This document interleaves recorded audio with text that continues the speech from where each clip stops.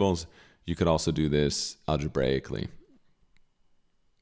And let's remember that when you see machines working simultaneously, it's probably a cooperative rate question.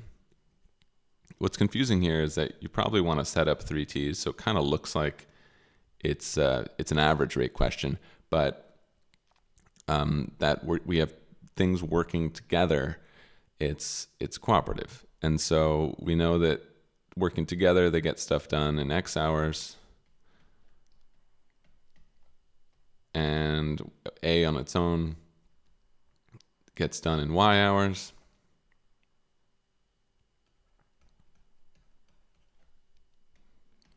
The work that needs to get done in each of these t's is the 800. And we're looking for the time that it takes B to get done. And so in order to get the time, we need to get the rate. And B's rate is just the cooperative rate minus A's rate. Right? Because the cooperative rate is the sum of A and B, so that if you just subtract A from the cooperative rate, you're going to be left with B.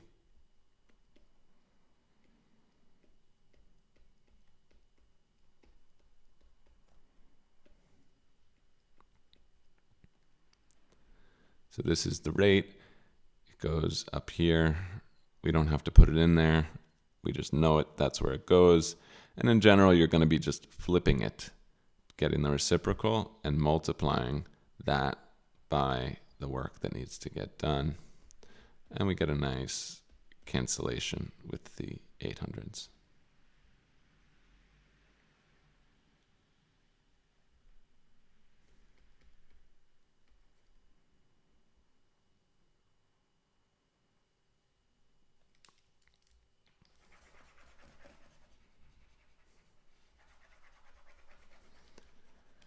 You can also do this picking numbers.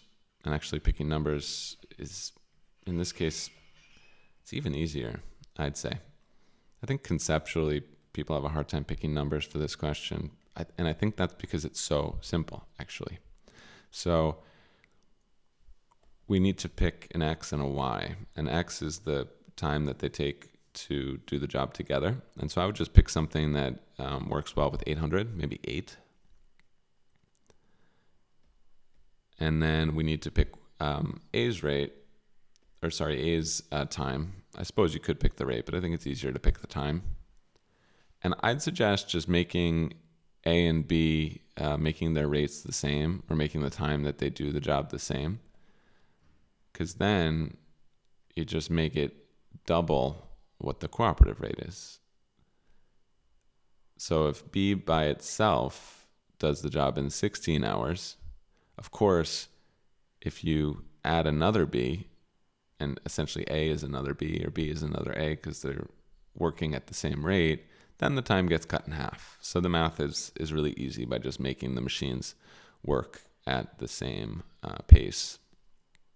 And now we just plug in X and Y, and we need to get 16.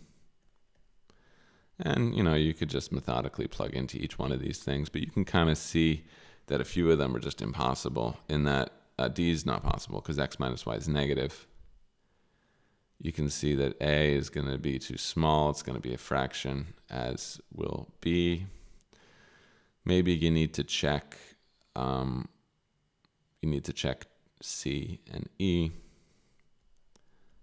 And just take your time with this kind of work. What's that, 24? And then we've got the same thing here, and we've got 8. So that's 16. Clearly, this isn't 16, right? Because they had the same numerator but different denominators. So kind of just, go for the path of least resistance without ever making assumptions.